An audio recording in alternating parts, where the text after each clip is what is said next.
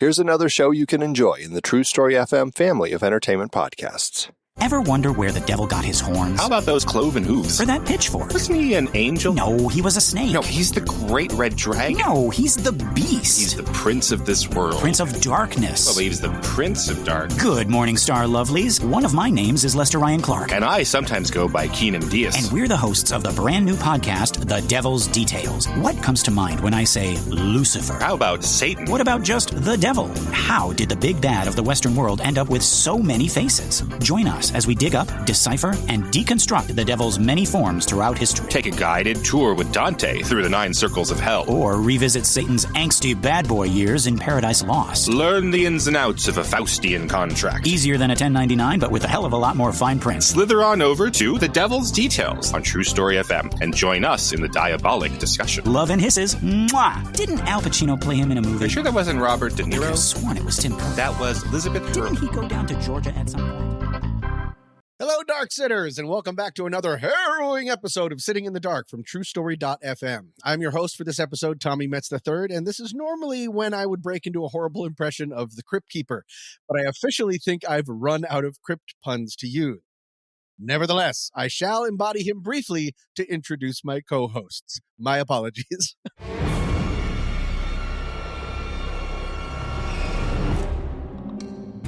Hello, boys and girls. First, put your cold, dead hands together for Meat Bite. I mean Pete Right. And what would a deadisode be without Bile Soul Stun? And the newest addition to this gang of slugs, Scream for Your Lives for Screaming Flea Jazz. I mean Keenan Diaz. Everyone knows jazz is the spookiest of musical genres. Bye. And I just lost my voice. And it was worth it. Wow, that was our shortest episode ever. Yeah. I I just fall out of frame, and that's it. And then we just described his gestures for the rest of the episode. Yes. Okay, sorry about that. Enough of that. Tonight's harrowing episode is called Scream in a Box, Containment and Confinement in Horror Movies. Overall, I wanted to look at a few movies that discuss confinement in different ways, and I tried to pick slightly out-of-the-box choices, pun intended. So instead of picking films like Devil or Cube, I wanted to pick films that I think really go over the idea of containment or confinement in different ways than just locale. Did I overstep? Absolutely. Am I uncomfortably bending some of these films to my lack of a thesis? 100%. But either way, I presented you 3 movies that I love very much. That doesn't mean you have to love them, but I felt okay about recommending these. And I hope you got some enjoyment out of them. Audience, the 3 films that I chose were Gerald's Game, It Comes at Night, and the remake of The Crazies. This is the order I'd like to talk about them, going from the most confined to least confined, at least in theory. Now, to bring in my co-hosts, to start off, when I was working in development as an assistant, I was reading scripts, giving coverage, I was told a hard and fast rule that a script that could work as a play would always be a terrible movie. They would actually just use that as a reason to stop reading if they found out it all took place in like a cabin or something. I've always disagreed with that rule, as I think contained pieces are fascinating because of the constraints the idea puts on the filmmaking team, the storytelling, all of that. So I wanted to ask each of you. You can go in any order. No, not any order. I'll pick. I'm in charge. This is mine. What say you? What are your overall feelings about contained films, horror, I guess, in particular? Do I have a volunteer? I'm getting some real mixed messages from your guidance there. I know. You can go, now I'm choosing no volunteer. I'm still keeping the Crypt Keeper down. He wants to come right back. He can come back any moment. Yeah. Kyle. The Dark Sitter. You and I share a love of the film Exam. Yes. Which is maybe we'll might talk about in a future episode, so I won't get too far into that. But yeah, I really like the confined things. I think Death in the Maiden. That's not not a horror movie, but that isn't that Sigourney Weaver, and they're torturing a guy because they think he's somebody and because he isn't. Oh, I don't know. That's this. yeah. Death in the Maiden. Okay. Death in the Maiden. Yeah, it was. I think it was a play, and it was adapted to a movie. And Yeah, I saw it. Got it. I really enjoyed it. So yeah, I mean, I like anything that puts sort of artificial constraints on something, because I think that it makes it that much scarier when you can't get away. What about you, Keenan? Well, I think that idea that if something can be a play, then it's not a movie, is really overlooking what a skilled director can do, as we have in some of these films. So this is my first Mike Flanagan movie, Gerald's Game. Really? Oh, Oh wow! Welcome to the fascinating. universe.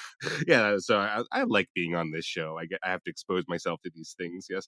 But yeah, certainly Mike Flanagan's movie, doesn't feel like a play. As I was watching it, I was thinking, oh yes, this could be a play, but for all the reasons of, like, performance and editing and cinematography and composition, this is not a play. This is a movie. So yeah, I think that's a little bit overstated, the idea that that plays and movies are completely mutually exclusive, I would guess. I like it. I agree. Pete. Well, and let me just say, Death and the Maiden was a Roman Polanski movie, so no Oh. wonder we all forgot it. Yeah. We were supposed to by Oh. Culture Warriors. Yes. I So I apologize for that, but it still is a good movie. Even bad people can make good art. Totally. I think what's interesting about these is about that premise of, and I'll just glom on to the premise of plays don't make great movies. You just have to look at something like Noises Off or Death Trap, right? These are adaptations from play to movie that work extraordinarily well, and I think that's a really like to Keenan's point. It underscores the value of director and cast. And I think Gerald's Game is such a great example of that, because there are things, even in a contained environment, that would be very difficult to do Right. on stage, Mhm. right? Correct. Which, even in a contained environment. So, yeah, I think I'm a fan. I don't know Exam, but I do know Cube, and I guess I'm happy you didn't pick it, but at some point in the universe of Sitting in the Dark, we're doing Cube movies. All right, Gerald's Game, 2017, as mentioned by Keenan, directed by Mike Flanagan. This is the log line from IMDb. A couple tries to spice up their marriage in a remote lake house after the husband dies unexpectedly. The wife is left handcuffed to their bed frame and must fight to survive and break free. Now, each time I think we should start with overall thoughts and axes to grind. Thoughts and axes. What did you guys think of this movie? It sounds pretty positive so far, but I don't want to put words in mouth. I would like to volunteer Keenan to go first as the inductee to Yeah. Mike Flanagan's world.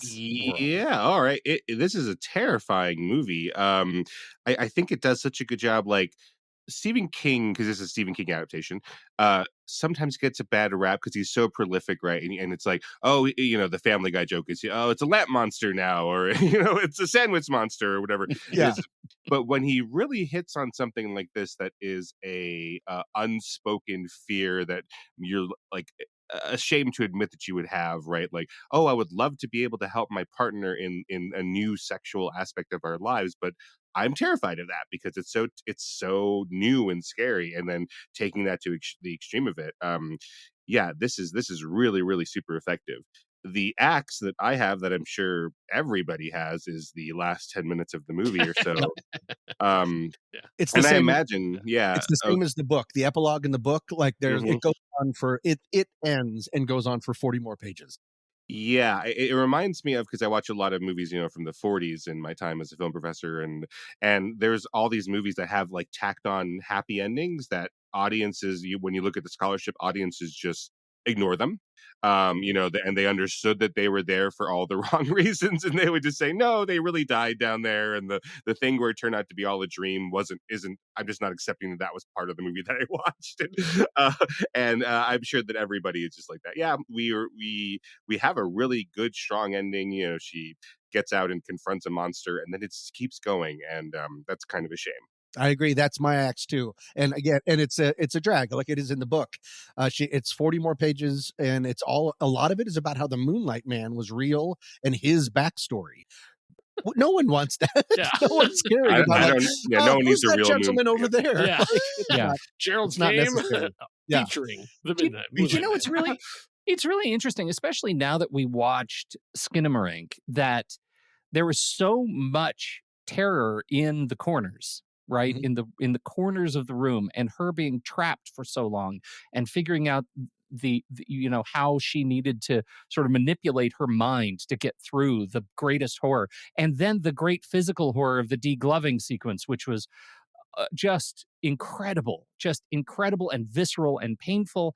To neuter it by making it real missed the point of her fear, I think, in that space. And it was, you're right, it was just incredibly disappointing to watch the movie lose confidence in itself. I don't understand why that for King would be an outcome that made sense. Like, it just doesn't seem, I guess it seems completely on brand with Stephen King's endings. But, the rest of the movie is fantastic. Yeah. Kyle? Yeah, I would agree with most of the sentiments here, too. I had the same problem where I was like, they go to the courtroom and I'm like, what? What's this guy? What? Like, there's no courtroom in this movie. Come on, it's not a legal thriller. What's happening? But we'll talk about Mike Flanagan, I'm sure, as we go. But yeah, that's one of the issues I have, is that he is so reverent to Stephen King, sometimes to the detriment of the films. Like, there's a certain thing where it's just like, well, it was in the book. It's like, well, yeah, but you changed other stuff and it was okay. Why did you feel that like this was sacred text and that part wasn't?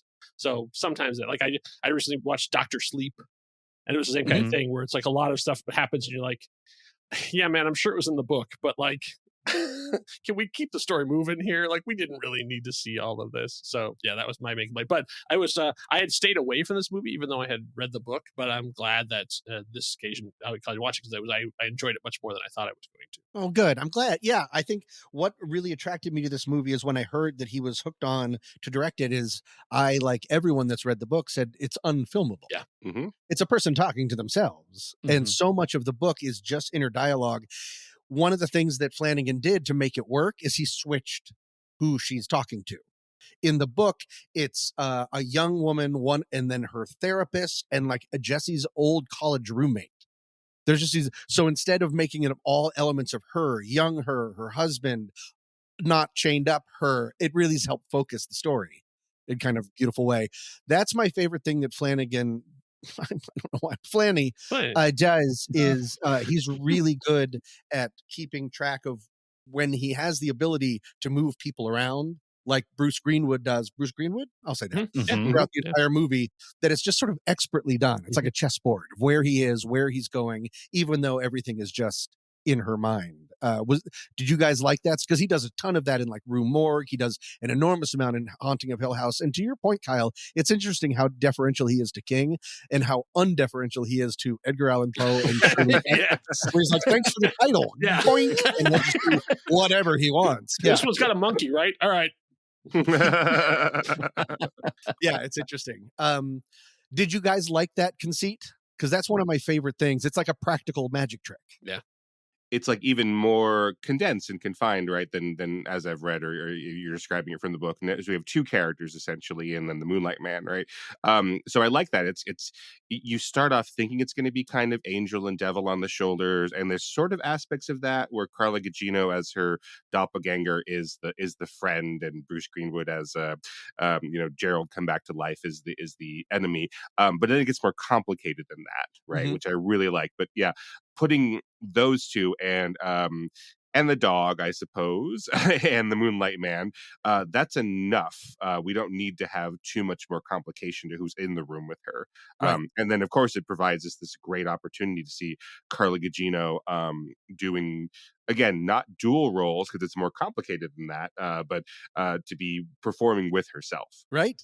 I think one of the interesting things about making this change from the book is that you get the opportunity to explore how horrible our inner voices are to ourselves. Yeah. Because, to your point, Keenan, her kind of head vision of herself is still sort of the complicated do-gooder in her mental image, but it's still kind of a hateful voice. Like, it yells at her a lot. And I think that is such a neat trick that both of these characters are helping her in a way get out by prodding her to the next thing, using fear and terror and the uncertainty of what this dog is going to do. This dog that was an avatar of kindness in the beginning is now just being a dog.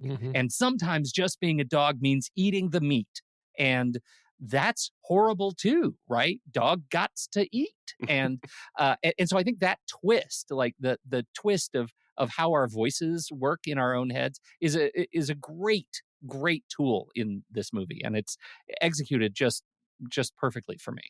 And I think, to your point, that the writing of this, I think, was really fantastic because of all those things that were doing this, but also the fact that because all the characters are the same character, they all have the same information.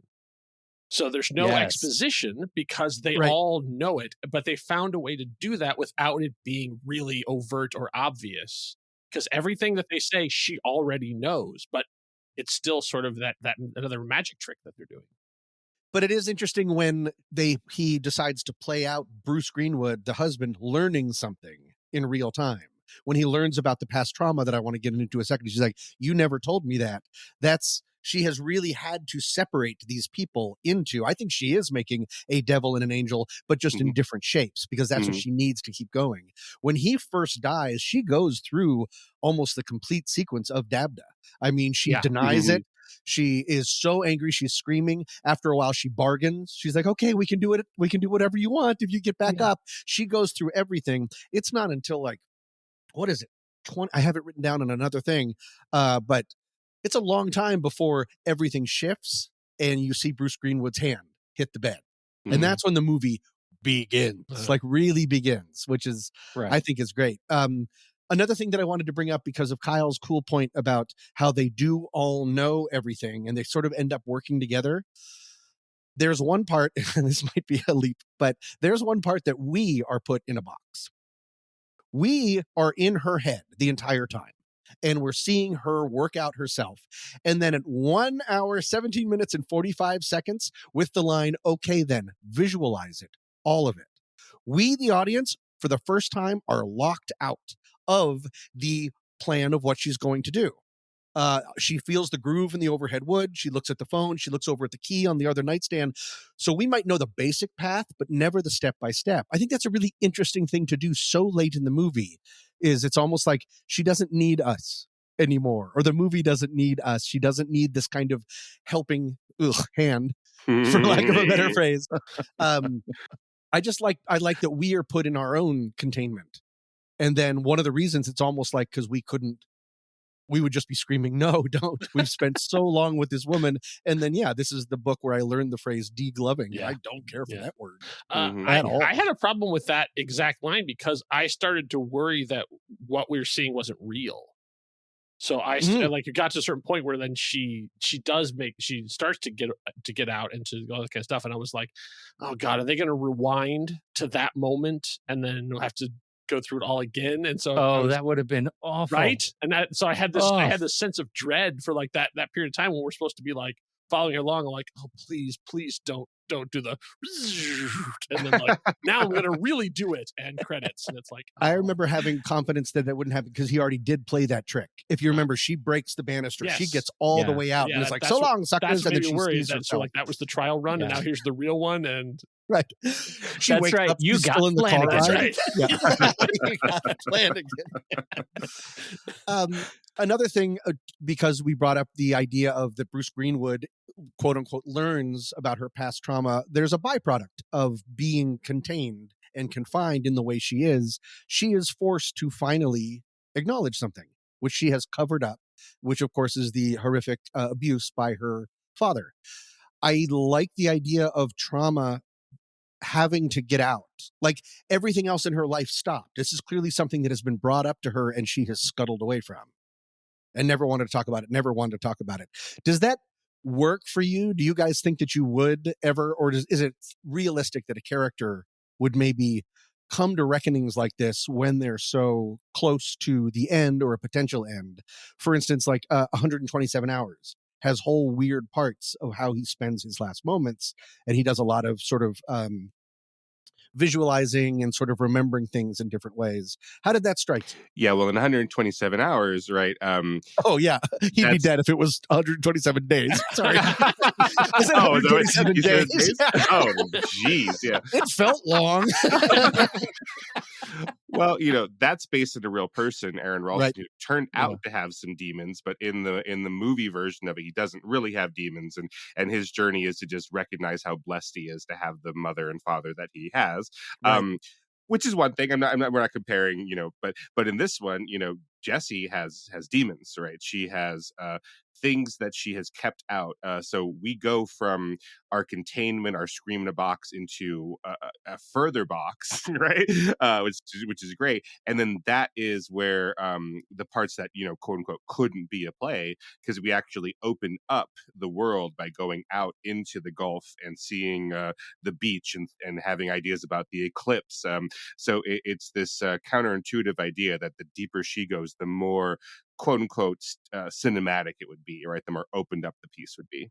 And then he still does that cool thing of when he keeps compressing the different realities into Mhm. one, that all of a sudden Mhm. they're in the bathroom in the background. They're in these things. Yeah. It's a neat, I think he's an incredibly elegant horror director. My question is, I think I liked it. I think it's a useful, a useful tool toward the end of the movie as we learn more about her. But I was curious if you needed it. Like, the movie was already scary and she was already dealing with her relationship demons. Did we really need to level up her trauma by making it also an abuse survivor story? I was wondering how, like, is there a connection that is arbitrary in this experience? Maybe. I don't know. I have a thought, but I want one of my co-hosts to Yeah, check in I first. had a problem with it. Like I sort of Mm. I not that it needed to be excised from the movie, but that I didn't think we needed to like actually spend like a terrible 20 minutes.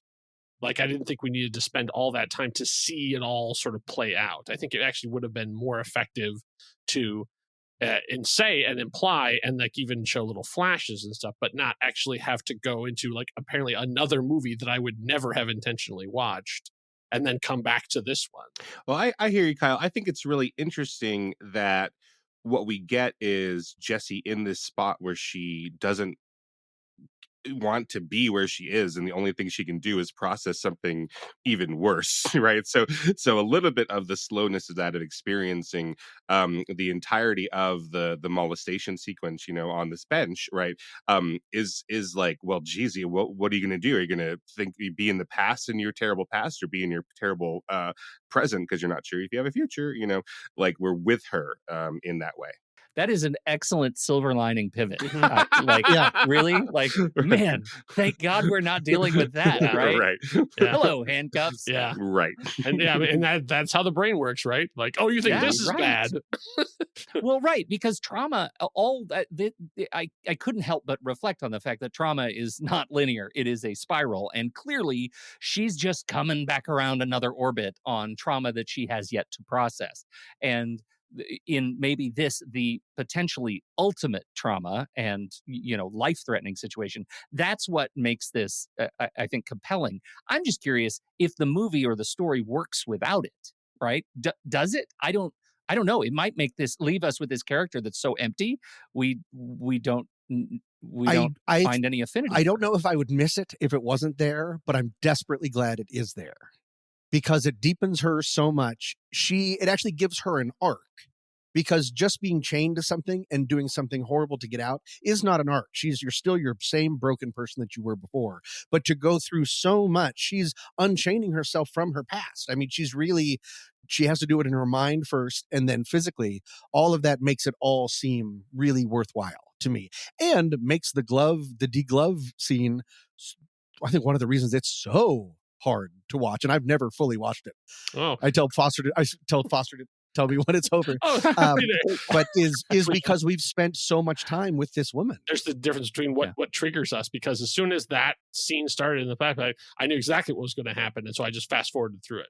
I'm like, I know every beat that's going to be in this thing. I don't need to see this. I don't need to watch this part. And I basically just fast forward until they're at the dinner table and she breaks her hand on the glass. Right. But I watched the entire thing of her hand because I'm like, how are they going to do this? Because in the book, I read the book when it first came out, because I was in my prime King time, and I remember the description was much more vivid and awful than what we actually saw on this, because I think she loses most of the skin on her hand.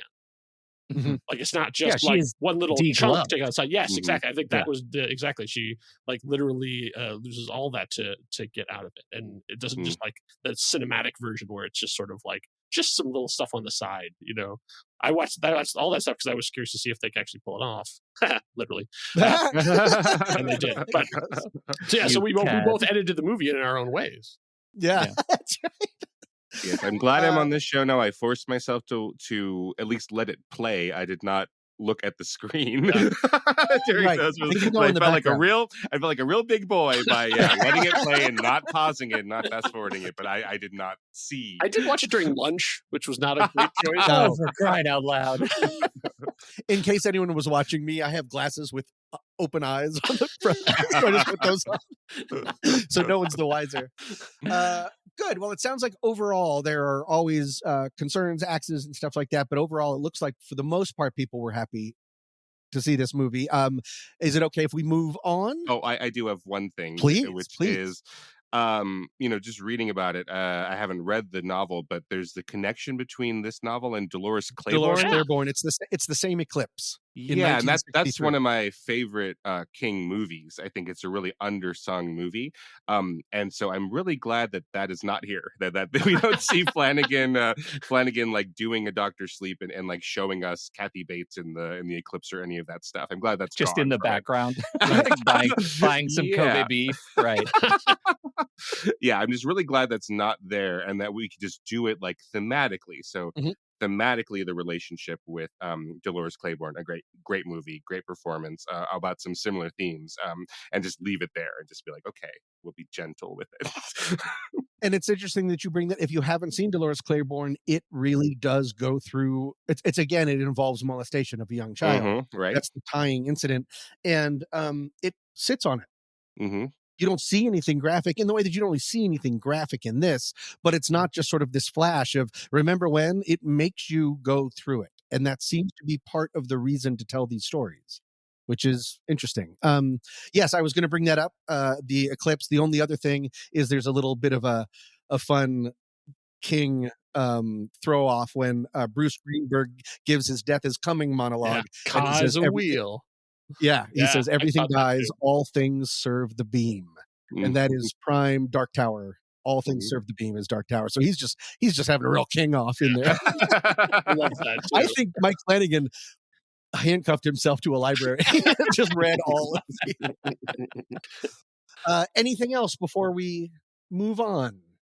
I do have something else. I don't know if Please. it's too heady, but this doesn't really occur to me as I'm watching the movie, but afterwards it does. So I think that's in a good way. Like it's not beating you over the head with it, but like when Jessie is having these conversations with herself and her dead husband, it's a little bit of her channeling her mother and father. So it's like devil and angel, yes, that's there, but it's also like mommy and daddy, but I'm playing mommy and what I wanted mommy to do in that situation, right? Where mom didn't see what was happening. And that's just one of those things that, a week after I see the movie, like, oh, that's happening. That's exactly what it is, right? And not beating you over the head with it, but just subtle enough and like deep enough. And, this is one of those horror movies.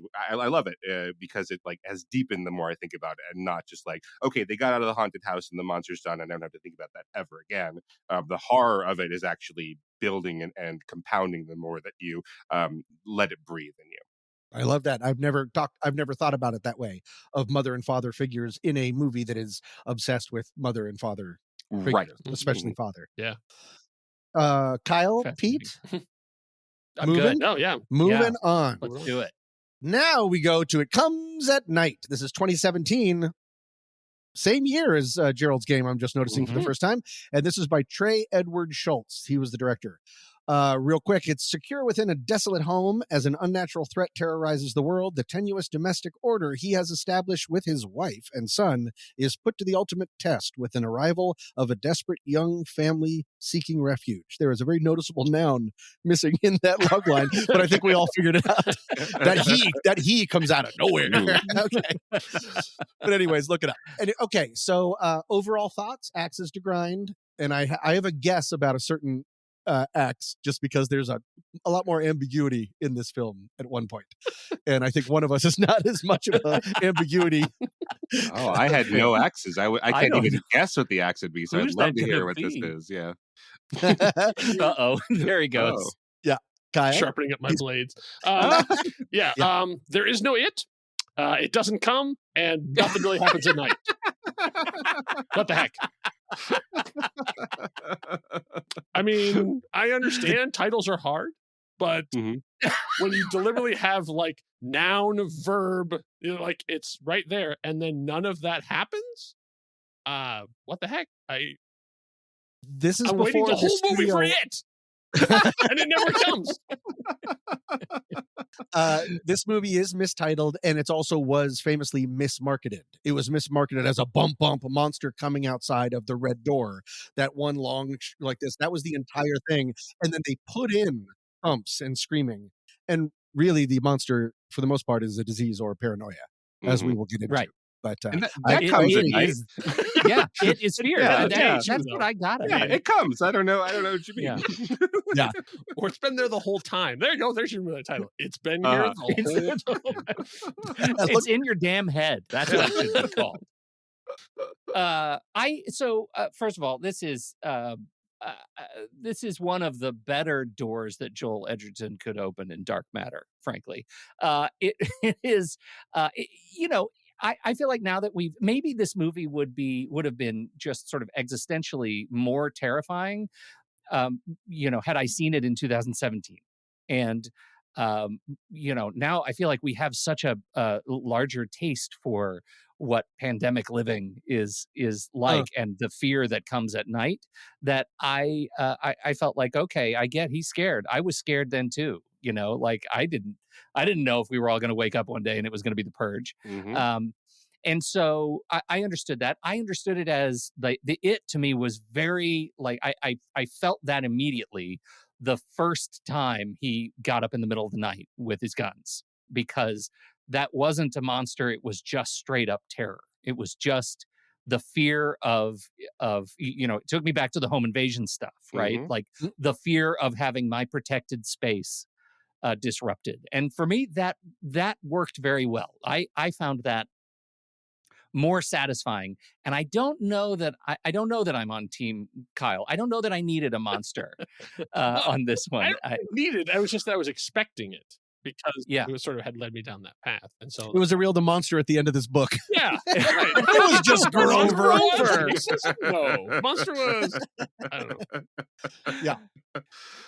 One thing I like about this movie is that it does not have a past, right? We are just sort of put in media res into the middle of it, and so like we're asking questions, like textually we're asking questions about this new family that comes into the picture. But what I'm thinking of the whole time is like, well, whose house is this? Like questions about just like the basic world building that a less confident filmmaker would have. Like whose house is this? Did they find this house abandoned? Is their normal house? Like what did they do beforehand? Are they these you know, Joel Edgerton is this hardened American man who is like ultra violent to protect his family. That's sort of his thing, right? That's where he's best, right? But like, is that because of this pandemic, or that's who he was? Right. All of the has he just become more of that, or did he used to be a mild manner Kyle Olsen, who, you know, just a really nice guy? Yeah. And then this has turned him into that, right? All of that is not there. We just are left to wonder about that, because what it really does well is that it tricks us into thinking that Joel Edgerton is the main character, but it's really the son, Kelvin Harrison. And he doesn't necessarily know the history of his parents. He doesn't really know the history of the world, right? He's just a kid. And so he's experiencing this terror, and he doesn't know what it is. Right. And it comes, Kyle. I don't know what your problem is. And that's a really interesting point to bring up. I mean, it's so unclear how long this has been happening. He Right. doesn't know how long a foot and a half is. He's told to Yeah. give a piece a foot and a half, and he's like, huh? And then he has to do it for him. He's way too old not to know what a foot and a half is, Mhm. which is Yeah, that's a good point. interesting. And then, yeah, we're plopped into it. Took the line, it took Bud less than a day to show signs. I'll stay there 3. So we get a little bit about the grandfather character, but we're just really rushed into it, into a really slow, dark movie. It's interesting. I got a lot of the Vivitch, the witch from this of that no lantern will ever touch corners. What's the painting called? Chiaroscuro? Uh-huh. You know that Chiaroscuro, chiaroscuro? It's Yeah. Mhm. all the edges are always black and dark. There's never enough light, and I felt that throughout this movie, which I thought was really, really effective. Yeah, you kind of have to live in the horror being like loss of trust in humanity, and that's the ultimately, especially at the end, our big climax. That's the ultimate terror. Yes, it is displayed in the form of violence, but it's the uncertainty of how they're going to treat each other in the moments before that violence that I Mhm. think is the scariest part for me. And I think that's the most sort of, if there's an elegant part of the storytelling, Mhm. it's that. It's what happens in the moments before humans are terrible to each other in this movie. Because they are trying to protect from what's out there, right? So Yeah. they have depending on how you read this backstory, right? They've found this house or they've gone up to a secondary house because it's safe from people. But then as we're pointing out, like it is a terrifying place to be. Right. So they've chosen this place that the only thing that can happen is that they're going to be more paranoid, more terrified, right? Because they're surrounded on all sides by black and there's nobody around. That's what they think is going to keep them safe, right? And then depending on how you read the ambiguity of the movie, they kill this other family and then do all this terrible stuff, and all for naught because it's not the other family bringing in the disease has already been there, right? So this misnomer of it I'm joking, it does come at night but really it doesn't as Kyle says, Yeah. because it was already there, Yeah. the whole time, and they are actually the ones who should have been protected against rather than the ones who need to protect themselves from Right. others. Yeah. You're saying hard and fast that definitely the kid in the visiting family was not sick. I think he was sick, but again, it's ambiguous. But I read it as that the main character kid, Calvin Harrison, gives that to the other visiting kid, Like that maybe if he he gets it is from the sick. dog or when he's out sleepwalking, he Yeah, leaves the compound because in a couple different times. Yeah. we Yeah. get all these dream sequences that read to us like nightmare, premonitions of what's out there, but that again, it's all ambiguous, but in my read of it are actually like fever dreams because he's sick, right? So like Right. he has all of these ideas of like, oh god, it's out there, there's a monster, etc., but really his brain is just frying in this pandemic disease that he has, right? And so he's the one who gets them sick, right? But Joel Edgerton and Carmen Ejogo, they can't admit that their child is sick, right? That would be the end of their entire mission. All right, like they cannot admit that their kid is the one who is the problem, because then what is there to civilize, right? Right. So they are just fighting against like no, it's them, it's the outsiders, it's these people who come at night. Right. And this is byproduct number 2. I wanted to Mhm. suggest that the first byproduct was being trapped makes you a prisoner within yourself. You have to come up with new solutions about your life or really deal with past trauma. The second byproduct, of course, is, and for this and the Crazies, is paranoia. Is the complete breakdown of social norms, which is my biggest horror. Like I'm fascinated by that, and I'm so scared of Well, that. so how was, not to get too personal, how was it for you in the closest thing we've had to a breakdown of social order like this pandemic? Like, does this containment idea appeal to you more after the pandemic, or? I probably see it differently, but I'm not sure. I saw this movie for the first time so long ago. I saw it actually in the theater. So unfortunately, I'm not able to access what that Mhm. was. I probably wasn't as uncomfortable as I am now sitting in this dark cabin. Like I didn't notice the fact that there's never enough light in any of these places that they go. And this is their safe space. Right. Mhm. It's like you can't find another lantern. And so like they've draped this one hallway in this beautiful sheet and everyone's just sort of like bumping into shit all the time. Yeah. So that's my guess, is that feeling of aloneness even with people is probably more effective in a negative positive way for me now, is my best guess. Yeah. I love that long hallway that goes to this red door that's scary.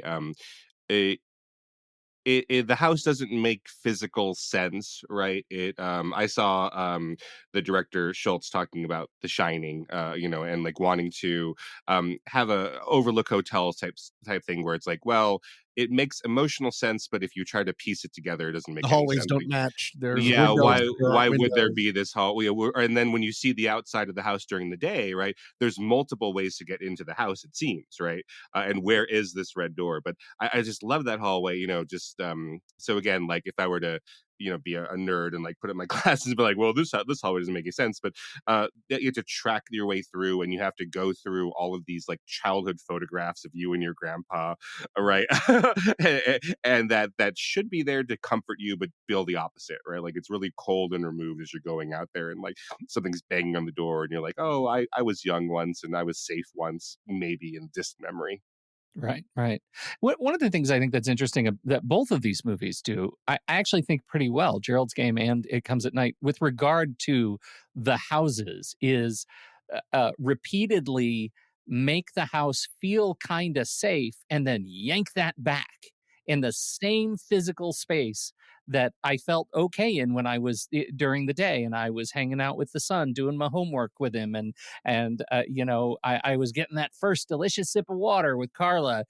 Then at night becomes terrifying again, and that cycle is I think it works for me by exhausting the neural pathways, right? Like it becomes a thing to sort of make me feel weaker the third night, when things are just really awful and we totally don't trust each other. And I think that that worked very, very well for me with both of these movies. And I think unique to both of these movies because our third movie has more stuff.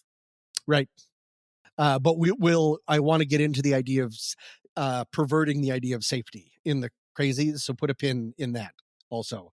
Another thing I wanted to bring up is the idea of confinement, how we can't have all of the light in the room. It robs you of the aspect ratio a number of times throughout the movie. For a while, it seems to be during his nightmares. And it also just happens very slowly. It's not like boom.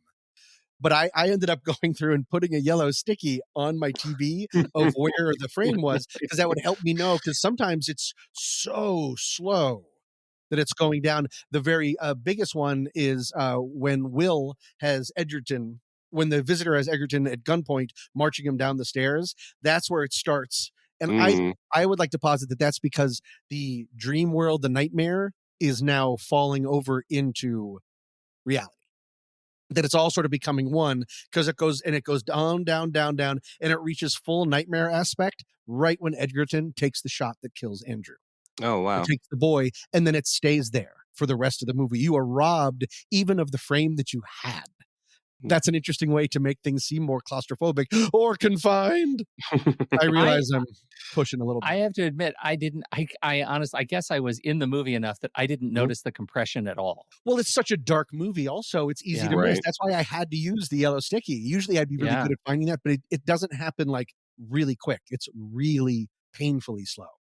Oh, that's so interesting. Yeah, normally normally they have to beat me over the head with that kind of thing. Normally, of like different sequences, or in A Serious Man, the Coen Brothers, or Tom at the Favre, Javier Dolan does that. But yeah, I didn't notice that at all here. That's really, really perceptive. Yeah. And I would like to say that you did notice it. You just didn't notice it. Part of you noticed I felt it. I felt it. Because I'm an enormous believer in that. Of like, why am I feeling so anxious? Oh, and then you find out that something physically had happened. And the fact that I've never seen an aspect ratio change that slow before. I can't think of another one. Like one of the times, what's his name? Who directed Batman? Not Christopher Nolan.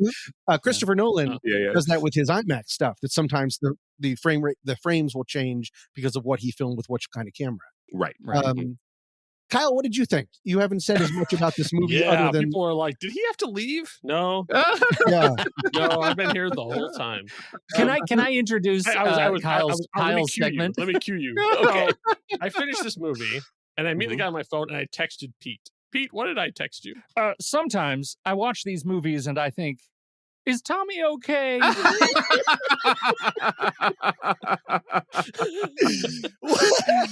Okay. I love that we got to do that. Like, I just lined up.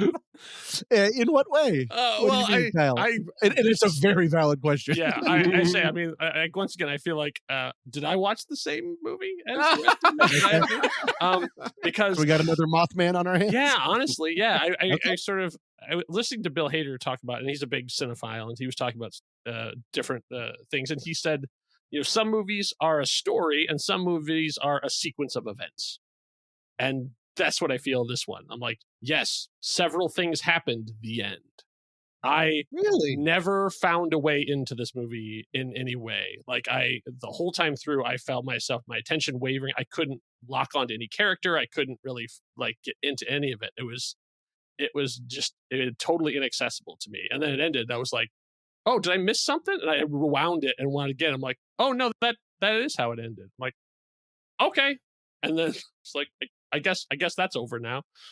You don't have as much interest because we talked about a couple episodes ago about David Lynch, and you Yes. have very little patience or not an enormous amount of patience. I'm not trying to cut you down at all in his stuff because you're not as interested in like tone poems or like movies that are about feelings compared to maybe like propulsive events. Would you say that's true? Yes, I would say that. I guess I'm much more about interested in plot stuff too. Yeah. I mean, I'm fine with listening to two characters talking for like Sure. 2 hours. I mean, like as long as there's something sort of moving them forward and getting on. But yeah, it's just like this. I found this to be slow and plotting, and I couldn't.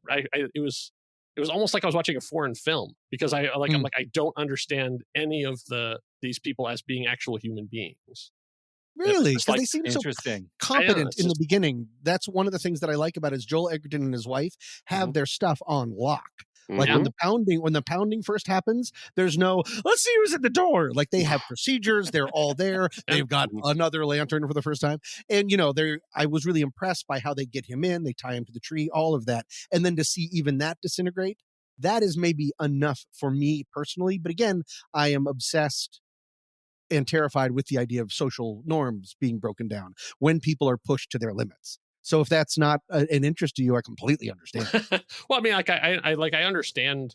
Even we'll talk about it now. I understand sort of where we're at with the Crazies. But yeah, it just seemed like, yes, awful people doing awful things to each other. The end. It's like, okay, cool. I didn't really need that I know that already. Sure. Well, at least it was short. Yeah. Hey. One last thing that I wanted about the ambiguity of was the little kid sick or not? When the father says, keep your eyes closed for me, buddy. Mm-hmm. The eyes is one of the first places that you see if they're sick or not, but he could very much be saying there's scary things going on. There's people with guns. You shield your little loved ones from horrifying things, but he's also covering up the potential truth. He's also potentially the thing that could exonerate him. It's just I like bastardizing that little phrase against itself. Do you like the movie yet, Kyle? Is that enough? Did that push you over the edge? When we get to somebody's big summation at the end, maybe it'll all come back around. Okay. We just explain this enough to you. Yeah. Well, if we just tell you you're wrong to your face, We're gonna long rely enough, just will you screaming the cinematography at me. Right. We're going to rely on you to tell us when it's enough. Until then, I'm waiting to see if Kyle's aspect ratio on his Zoom. I'm feeling kind of like the guy tied to the tree right now, where they're just yelling the same things at him over and over again. I'm like, no, my family is out of this. Yeah. Then, for better or for worse, we are on our third movie. This is the remake of Romero's The Crazies. I have to be completely honest. I have not seen the original, but I am an enormous fan personally of this. It's 2010 by Breck Eisner. As a toxin begins to turn the residents of Ogden Marsh, Iowa, into violent psychopaths, Sheriff David Dutton tries to make sense of the situation while he, his wife, and 2 other unaffected townspeople band together in a fight for survival. I do not like who's in charge of log lines at IMDb. I really have to stop copy pasting. I have to look at these things. This might be a weird idea to talk about confinement with the amount of movies that at the end, I'm going to say for extra credit, if anyone wants to continue this study, I have a list of movies that they might be interested in, because this seems like it's a movie about breaking out of confinement. But I think it is obsessed with confinement. And a lot of the cinematography, a lot of the ways that they do things, this is where I'm going to be doing my real Hail Mary stretches. So feel free to be like, no, just no. And that's fine. At the very end, I wanted to force you guys to watch The Crazies. That's what this whole month has been around. 100%. Axes to grind, overall thoughts. You know where I stand. Please, Keenan. who's going first? I'm sensing this was not a big hit. No, actually, I'm trying to think of anything like any real access to grind. I don't really have any. What are your overall thoughts about it? Did you enjoy it? I really did. Oh, good. I'm glad. I really did. I did not expect to, because directed by a nepo baby. But yeah, did you know that this is Michael Eisner's son? Yeah. Did you see that? No, I had no idea. Yeah, great. Yeah. And I honestly, when I saw his name up there, I'm like, oh boy, here we go. But like, I thought he did a really, really good job of like continually building tension and finding new ways to do horror action stuff, which is not easy to do. And I mean, Timothy Olyphant, like, you can't go wrong. Like that. Yeah. He carries half the movie on his shoulders, on his broad, majestic shoulders. Broad hitman outlaw shoulders. Yeah. I am glad that we were able to communicate that there was some questionable opinions on this movie for you, Tom, because that's just intensity. Like, that's just drama. I actually like this movie quite a bit. And what I was busy doing while I looked like I was thinking was trying to find my original review of the Crazies. We covered the Crazies on the next reel in The old 2016. Crazies or this Yeah, the old Crazies, the Romero Crazies. Got it. And so this was new to me. The remake was new to me. I hadn't seen it.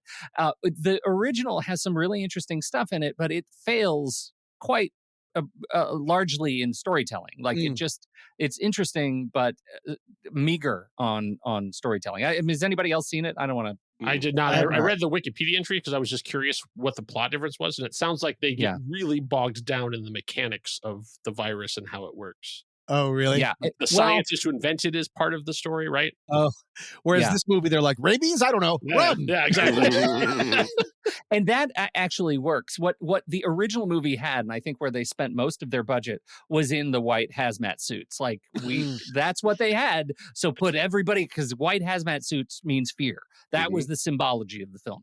And this one, we don't have that. And so they had to, like, I like the way the movie was more creative about the spread of the virus. I think it made more sense to me from a sort of narrative horror part. And I love disease films. Disease films are my jam. So it was exciting to watch this one unfold. And Timothy Olyphant is so damn charismatic. He really is. God, please just give me him changing the oil on a car or something. I'd watch that. I really like Joe Anderson as his deputy, Russell, and I guess I've seen him in a bunch of things, but not quite tracked him.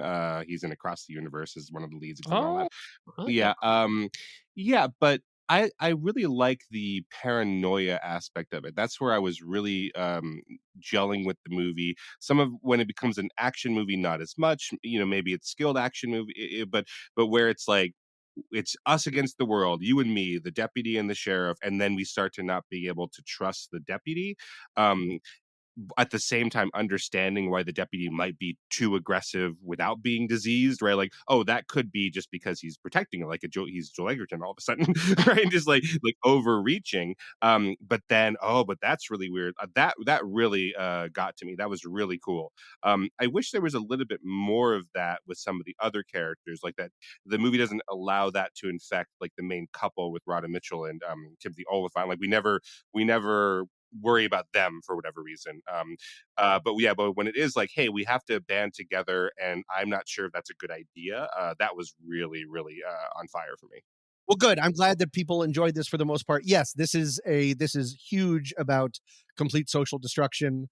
And this is one of those real movies where the paranoia, unlike perhaps It Comes at Night, the paranoia is real. Just because you're paranoid doesn't mean you're wrong, as we find out of what a lanyard gets you, or a wrist, whatever those are. Like, this movie does a lot of things to subvert safety. The idea of safety, like kind of like what Pete brought up. Number one, if some of these feel like a reach, I totally embrace that. That's fine. The movie starts more or less on a baseball field. Everyone is always filmed through chain link fences. Everyone is already herded together, but we're herded together on purpose, and we're free to leave if we want, but we're all herded together. The next time you see chain link fences, it's when everyone is herded, literally herded in them. So it's like the idea of taking something that is supposed to keep you safe. You put up a chain link fence in a baseball field so you don't get hit by things. And instead now instead of keeping bad things out, it's keeping you in. I have two other things. When the mother and child Oh, first, don't walk in front of threshers and say, Yeah. Andy, Ever. Andy, what are you Ever. doing? But I'm really glad that it didn't God. pay off in a gross way. But I mean, that is the most terrifying. I Yes. can't hear you over the death machine. That's insane. If I have an axe to grind, it didn't need that. That's clearly like a for the trailer Yeah. moment. But Yeah. either way, when the mother and child hide in the closet, I think that the film subverts the idea as a hiding space as safety, because usually how that ends is you see them walk by and then there's an eye and Mhm, you know in the mhm. door and they rip it open. He locks them in their hiding place. The place that was giving them safety becomes their coffin, because then he whistles while he works and lights the entire house on fire. The other one, which it sounds like maybe I'm making a joke, and maybe I am, but when is a car not a car? When you're in a car wash. you can't move. This one Mhm. thing that is in charge of getting you from one place to another as fast as possible, your tires go off the ground and you're just rolling. I think that's fascinating. It just exists as a set piece, and I get it. But if you're looking at it through what is containment, what is subverting safety, when is a car not a car? When it can't Mhm. touch the ground, which I think Yeah. is really kind of interesting. That's a great Um, sequence. yeah. Yeah. Yeah. Also, that opening baseball diamond sequence, yes, it feels like, oh, this is a tight knit community. We're getting together around this sport. It's really disconcerting to watch somebody come into that space through the outfield. Mhm. you Yeah. just don't see it. It's like as an American, right? It's just like an inviolable norm. Like, no, you walk out from the dugout or something. To have someone walk in through that. It just bothers you on a part of your soul that you're not used to acknowledging is there. That's not how you play baseball. Right. Unless it's a dog or a streaker. No one Right. should be Yes. coming in that side of the field. No, yeah. And There's- it's really again, I'm just using the same word over and over again, but Mhm. it's taking an apple pie and spitting in it. It's Mhm. saying, here's Americana. That horrible line that Timothy Oliphant is forced to say in the beginning of, I don't know what they say, but in my mind, the first crack of the bat is go summer or whatever. It's like, we get it. Yeah. Do you remember that line? I hate it so much, I didn't even write it down. And if you look at his face, you can tell he does not want to say. But it is really hammering you with, like, the young girl who wants to get with her boyfriend instead of working with the nurse. It really does serve you up Americana and then rips it away. Sorry, people. Mm. Well, I just wanted to talk a little bit about authority, because so much of this movie, what is interesting about it is they put, like, it's a movie about the mistrust of authority, like in the breakdown of social order, and yet the principal character that we have is a character in authority that we trust, because these two guys are likable guys, and then we realize, oh God, there's always another authority not to trust above him. It's like a shark eating a trout eating a something else. Are you saying there's And always a bigger fish? there's always a bigger fish. Who came up with that? I think that was you just now Huh, for the yes, first yeah, time coined it. ever. Yeah, Trademark. congrats. We'll use that more. Yeah. I already and so bought I the think domain. Dang it. I think that was actually a really great pacing. So much of this movie for me is about pacing all of these threads and rolling out the things that we're scared of as social order breaks down, as the disease changes, as things go, not to coin another phrase, crazy. Like it's paced so well that by the time we get to the sort of third act, I am absolutely in it, and I buy all these relationships that are breaking down. Yeah. With the exception of the acts. I think the acts of them not being really worried about Tim and his wife. That's an axe now. Maybe a hatchet. Sorry. Go Yeah. with what you're Keenan saying. ruined the movie for me. No, going off you're talking about authority stuff too. I think they do a great job also of, like, sort of amping the tension, then going, oh, now everything's going to be okay, and then up, and so, like, because you get the government shows up, and it's terrible. It's terrifying. Like, all of a sudden they're pulling people apart. They're in suits. Nobody's explaining anything. Like, even now our authority figure is completely ignored. Like, they're pulling everyone apart, and then you kind of get, like, you have the terror of them being in one of my favorite sequences is when, like, confinement, when she's tied to the gurney and there's nothing she can do, and the guy's going through the pitchfork. And the principal comes out. Yeah. Yeah, exactly. Yeah. But then you have it, like, then you cut to then them at the truck stop, and they're like, oh, well, here's all the nice people. Like, they're like, oh, okay, so everyone who's not sick, they're getting them food, they're putting them on buses, everything is fine. And then later on you find out, no. Yeah. They were not being taken away to safety, and, like, now, like, they're headed for vacation in Disneyland or whatever. No. Right. Just a ditch. Yeah. I like when you said how it breaks down that he's in authority and then is taken away from him. It's really, even when I rewatched it for this episode, it's really destabilizing to see him just be thrown onto a school bus. And people are like, what's going on? He goes, I don't know. I don't know. Mhm. Who are we looking to? And then, I love the idea of there's always another person on top. There's always another authority figure that can do worse, because this movie just keeps moving the goalposts. By the end of it, now Cedar Rapids is about to get on a goddamn bus. Mhm. You know what I mean? They just keep moving it and enlarging it and enlarging it, Yeah. which seems, it's so not fair, and it's such a terrible way to do it.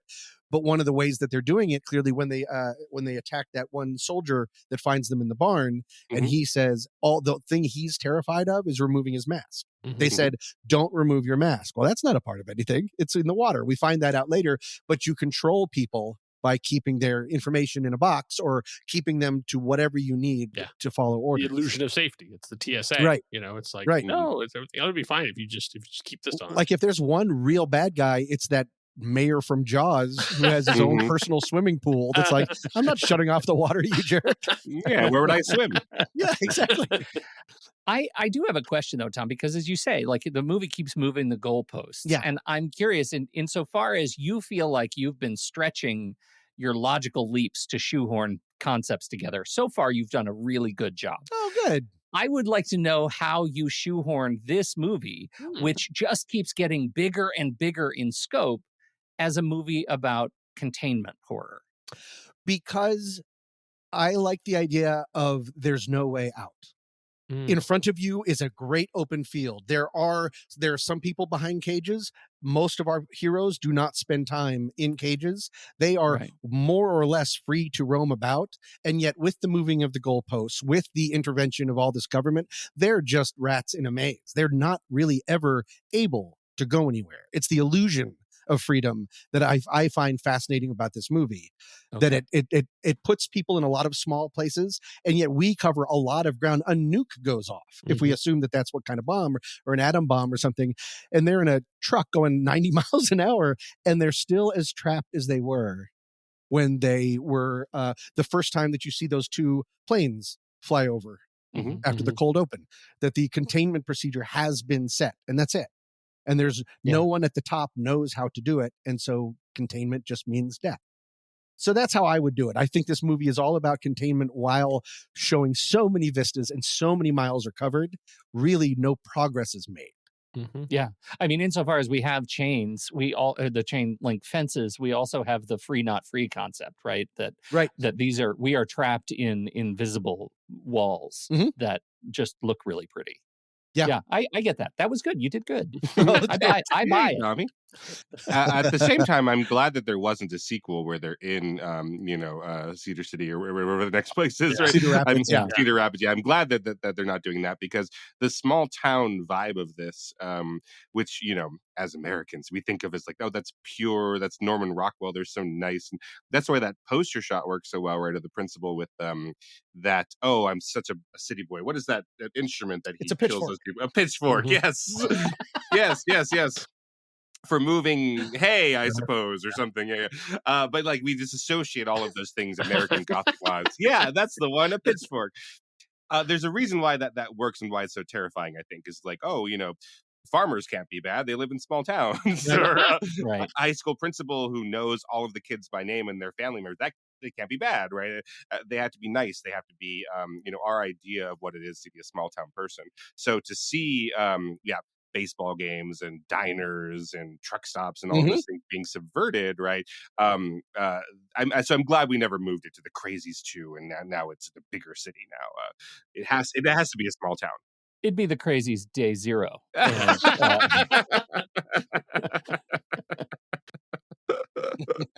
Crazies 2, overall, Crazy in the City.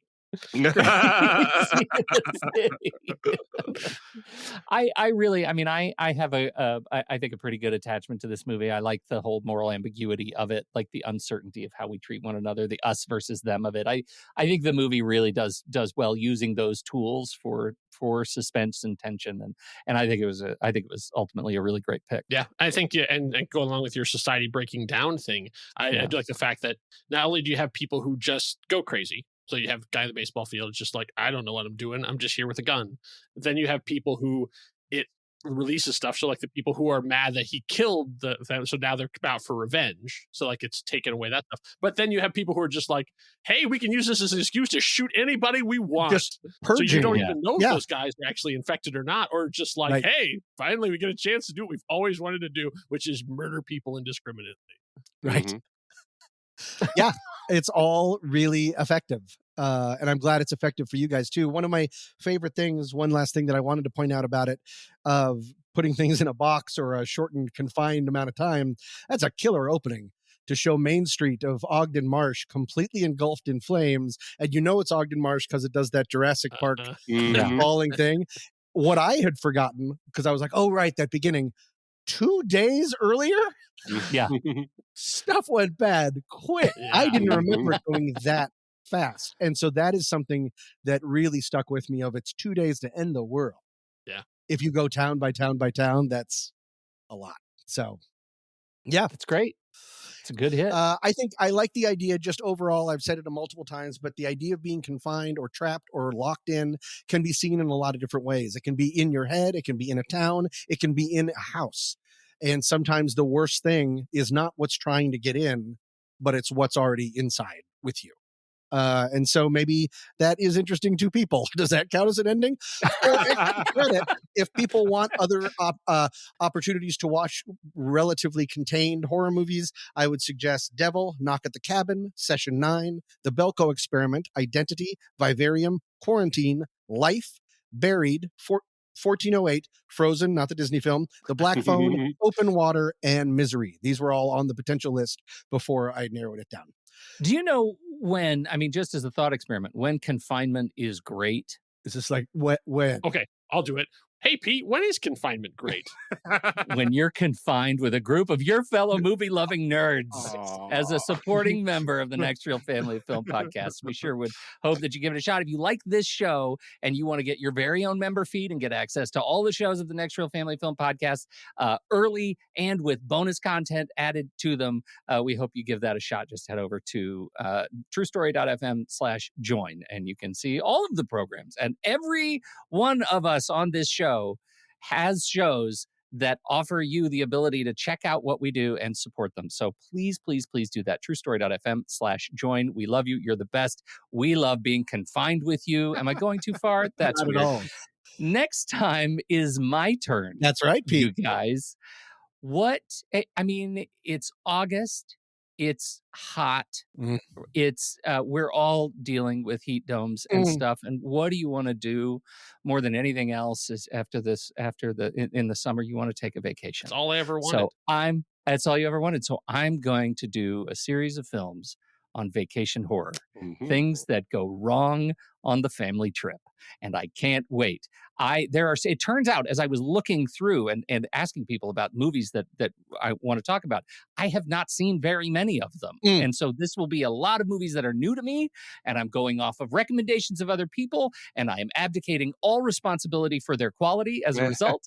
We shall see what happens, but that's not how it works. No? We're going to see if we can make it work that way. Okay. I'm very excited about it. By the time you hear this, the link will be up in our Letterboxd, so you can check out the Letterboxd playlist, letterboxd.com/thenextreel. You can look for all of our playlists. I have Sitting in the Dark playlist, so you can keep up with all the movies that we talk about there. So I'll warm up my text just ahead of time. Is Pete okay? Is Pete's family okay? Sitting in the Dark. Okay. That's the new subtitle. Right. Outstanding. Well, this was so fun. Tom, thank you for taking the lead. My pleasure. Week. Thank you guys so much. Say goodbye, Kyle. Good night, Kyle. Say goodbye, Keenan. Goodbye, Keenan. Say goodbye, Papa Pete. Goodbye, Papa Pete. Thank you, everyone, for joining us here at Sitting in the Dark. We will see you next time. You've been sitting. I don't remember. Is there? You've been sat. Hope it's dark where you are. No, that's not it.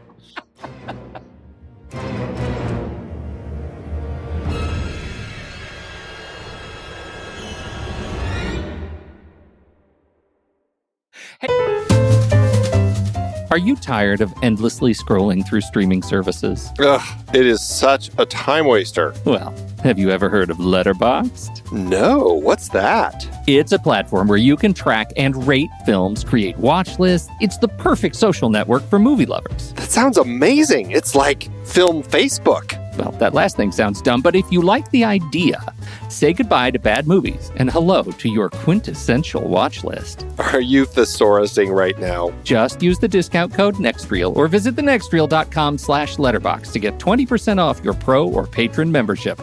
And that works for renewals as well. Awesome. I am definitely signing up for a patron membership today. Great. Start curating your movie collection with Letterboxd.